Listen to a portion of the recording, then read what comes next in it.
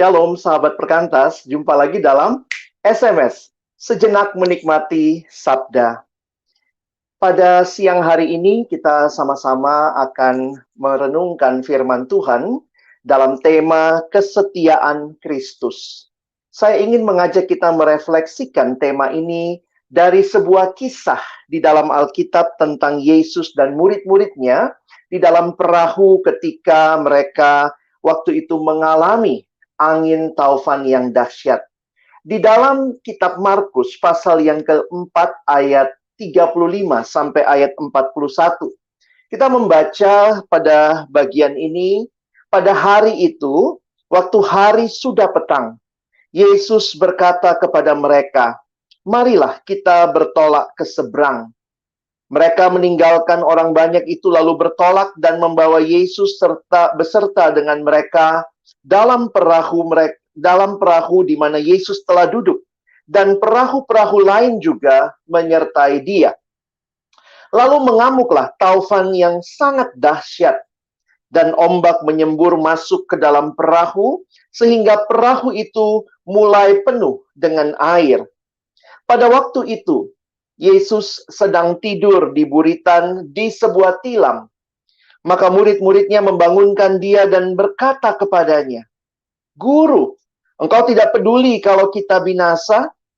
Ia pun bangun, menghardik angin itu dan berkata kepada danau itu, "Diam, tenanglah." Lalu angin itu reda dan danau itu menjadi teduh sekali. Lalu ia berkata kepada mereka, "Mengapa kamu begitu takut? Mengapa kamu tidak percaya?" Mereka menjadi sangat takut dan berkata seorang kepada yang lain, "Siapa gerangan orang ini sehingga angin dan danau pun taat kepadanya?" Kalau kita membaca bagian yang baru saja saya bacakan, Markus pasal yang keempat, tentunya kita ingat dan paham bahwa murid-murid Yesus sebenarnya adalah nelayan. Nelayan yang juga berasal dari Danau Galilea. Memang kondisi Danau Galilea secara geografis sering terjadi angin taufan. Namun nampaknya angin taufan yang terjadi kali ini, kalau kita perhatikan di dalam catatan ayat 4, ayat 37, mengamuklah taufan yang sangat dahsyat dan ombak menyembur masuk ke dalam perahu sehingga perahu itu mulai penuh dengan air. Kalau kita mengingat kembali murid-murid Yesus yang notabene adalah nelayan. Kalau nelayan yang biasa di Danau Galilea saja sampai ketakutan, maka tentunya ini bukan taufan yang biasa. Dan apa yang seringkali muncul di dalam kehidupan kita, pertanyaan ini juga bagi kita sekalian. Apa yang seringkali kita rasakan atau muncul dalam perasaan kita ketika mengalami krisis kehidupan? Saya mencatat ada dua hal dari bacaan kita hari ini. Yang pertama di ayat 38. Perhatikan kalimat murid-murid Yesus. Mereka mengatakan, "Guru, engkau tidak peduli kalau kita binasa?" Hal pertama yang seringkali muncul adalah kita meragukan kasih Allah. Betulkah Tuhan mengasihi kita? Dan kalimat ini dengan jelas dinyatakan melalui pertanyaan para murid kepada Yesus. "Guru, engkau tidak peduli kalau kita binasa? Tuhan ini masih mengasihi kami atau tidak?" Kalau kita perhatikan di dalam terjemahan yang lain, di dalam TSI, Terjemahan Sederhana Indonesia, "Guru, kenapa engkau tidak peduli? Sebentar lagi kita akan tenggelam dan binasa." Inilah bayangan yang saya pikir kalau kita refleksikan seringkali juga muncul ketika kita mengalami pergumulan hidup yang sulit. Langsung terpikirkan, di mana Tuhan? Di manakah kasih-Nya? Betulkah Kristus tetap setia mengasihi kita? Lalu perhatikan hal kedua yang juga kali ini dari apa yang Yesus sampaikan. Di dalam ayat 40, kalimat Yesus, "Mengapa kamu begitu takut? Mengapa kamu tidak percaya?" Murid-murid merasa ketakutan. Dan ini juga respon yang sering kali muncul di dalam hati kita, dalam kehidupan kita ketika pergumulan hidup yang sulit kita alami. Betulkah Tuhan mengasihi saya? Apakah saya ini masih dikasihi Tuhan? Dan kemudian muncul ketakutan. Sahabat perkantas yang dikasihi Tuhan, apa yang bisa kita pelajari dari bagian ini? Di tengah-tengah respon yang begitu spontan yang biasanya kita lakukan atau kita alami ketika situasi hidup yang sulit menghimpit kita. Kembali firman Tuhan mengingatkan kepada kita, di manakah fokus kita? Hidup itu adalah sebuah perjalanan. Dan apa yang indah dalam hidup ini? Karena kehidupan orang percaya adalah sebuah perjalanan bersama Yesus. Life is a journey with Jesus. Kalau kita memperhatikan apa yang dialami murid-murid di dalam Markus 4 ini, paling tidak perjalanan mereka dengan Yesus telah membuat mereka makin mengerti dan kenal siapa Yesus. Siapakah dia yang angin taufan itu taat kepadanya. Markus 4 ini memberikan sebuah petunjuk kepada kita betapa Yesus berkuasa atas alam. Dan saya pikir pengalaman murid-murid berjalan bersama Yesus ada di atas perahu itu telah membawa mereka mengenal bahwa Yesus yang mereka ikuti dia berkuasa atas alam. Kalau sahabat perkantas melanjutkan pembacaan kita di Markus pasal yang kelima, sesudah perikop ini, kita bertemu dengan cerita tentang Yesus yang mengusir roh jahat dari orang yang kerasukan itu. Kita bisa menyimpulkan bahwa sebenarnya cerita demi cerita yang sedang disampaikan menunjukkan siapa Yesus. Dia Yesus yang juga berkuasa atas setan, atas si jahat. Lanjutkan lagi di Markus pasal yang kelima, kalau kita membaca lebih lanjut, ada cerita tentang seorang perempuan yang sakit pendarahan 12 tahun. Dan dia ingin menyentuh Yesus, dia menyentuh ujung jubahnya. Dan dia sembuh. Yesus juga berkuasa atas penyakit. Dan cerita juga di pasal yang kelima, ketika Yesus menyatakan dia berkuasa atas kematian dengan membangkitkan anak dari seorang prajurit. Apa yang kita pelajari dalam bagian ini? Di manakah fokus kita dalam pergumulan kehidupan yang sulit? Apakah kita tetap percaya bahwa Yesus berkuasa atas alam, atas setan, atas segala sakit penyakit, dan bahkan atas kematian? Sehingga pertanyaan bagi kita yang sampai hari ini mengikut Yesus, pertanyaan bagaimana perjalanan saudara bersama Yesus telah mengubahkan hidup saudara? Apakah perjalanan ini membuat kita semua makin kenal siapa Yesus?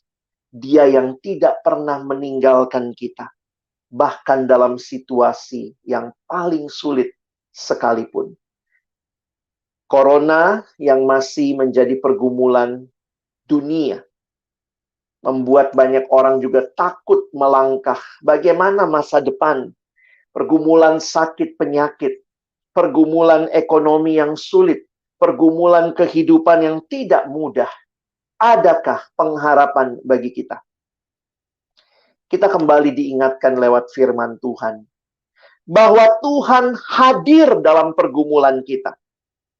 Memang kalau Tuhan hadir bukan berarti tidak ada pergumulan.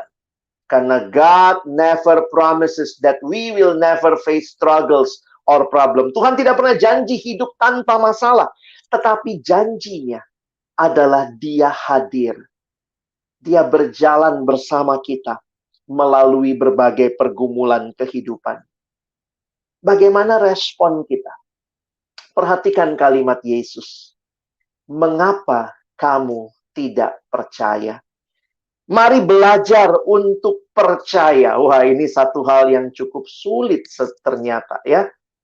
Orang Kristen, orang percaya. Kita disebut orang percaya, believer. Tetapi saya menuliskan salah satu kesulitan besar bagi kita sebagai orang percaya adalah untuk percaya itu. Percaya bahwa Allah tahu dan sanggup memberikan yang terbaik bagi kita yang kita butuhkan. Percayakah kita kehadiran Yesus menolong kita? Tim Keller berkata, "Because of Jesus, there is always hope, even in the darkest moment of your life." Bagaimana bertahan dalam situasi kehidupan yang sulit, yang seringkali perasaan kita berubah-ubah? Maka marilah kita pegang kebenaran firman Tuhan. Yang harusnya menjadi pedoman kita bukan perasaan kita. Karena perasaan kita ini naik turun. Hari ini rasanya Tuhan dekat, besok rasanya Tuhan meninggalkan. Maka perasaan bukanlah penentu dan bukan kebenaran. Harusnya kebenaran menuntun hidup kita. John Piper berkata kalimat yang menarik. My feeling do not divine truth. God's word divines truth. Jadi harusnya yang mendefinisikan kebenaran bukan perasaan kita, tetapi kebenaran firman Tuhan. Maka peganglah firman Tuhan yang adalah pelita bagi kaki kita dan terang bagi jalan kita. Dan inilah kiranya yang akan menolong kita melangkah di dalam hari-hari kehidupan. Ketika perasaan kita, rasanya Tuhan meninggalkan, rasanya Tuhan tidak peduli, rasanya Tuhan lepas tangan. Ingat firman-Nya. Aku sekali-kali tidak meninggalkan engkau. Aku sekali-kali tidak akan membiarkan engkau. Kiranya Tuhan menolong kita untuk terus berpegang pada firman-Nya, sehingga kita menikmati kesetiaan Kristus yang tidak berubah. Amin.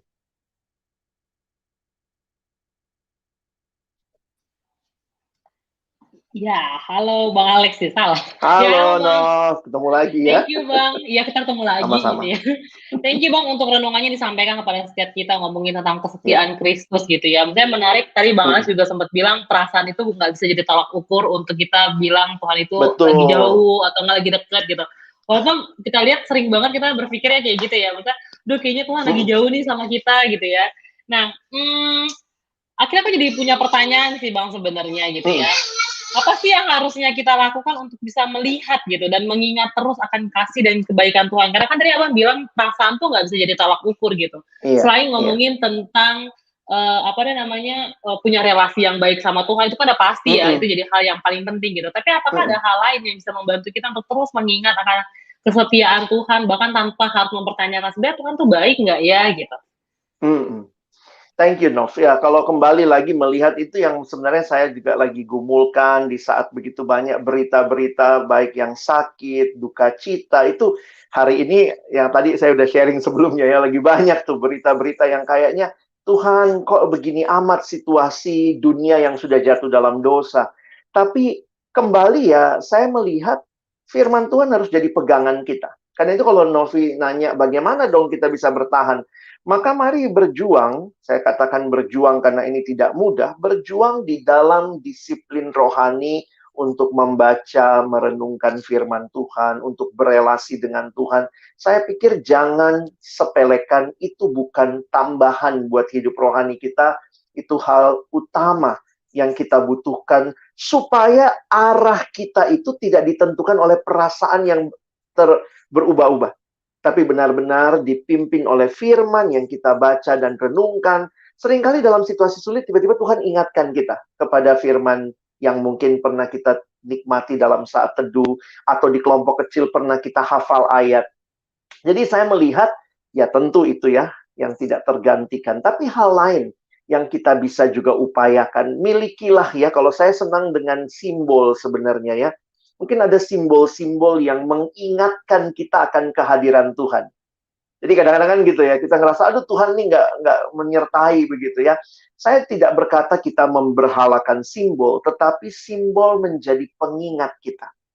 Mungkin ada salib di kamar, mungkin kita punya buku catatan tertentu, yang di dalamnya kita mencatat janji-janji Allah. Jadi ada simbol-simbol yang bisa kita bangun untuk hidup pribadi kita.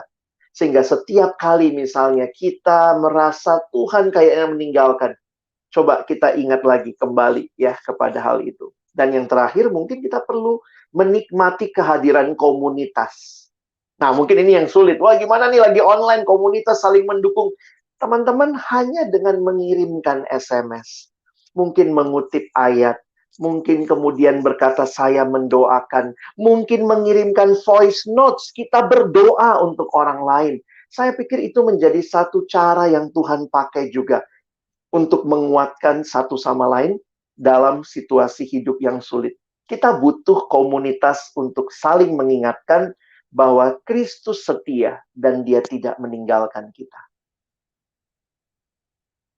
Oke, thank you Bang untuk jawabannya. Kayaknya juga Sama-sama. boleh membantu setiap kita ya. Mungkin ada orang-orang yang sedang mengalami ini gitu ya, mempertanyakan kebaikan Tuhan gitu. Dan mungkin hal-hal yang bisa dilakukan yang kayak tadi Bang Alex ya, masuk dalam komunitas, dan mungkin ada hal-hal lain yang bisa dilakukan juga. Oke, thank you Bang. Dan boleh minta Bang Alex juga ya menutup kita dalam doa untuk renungan hari ini. Baik, mari kita berdoa.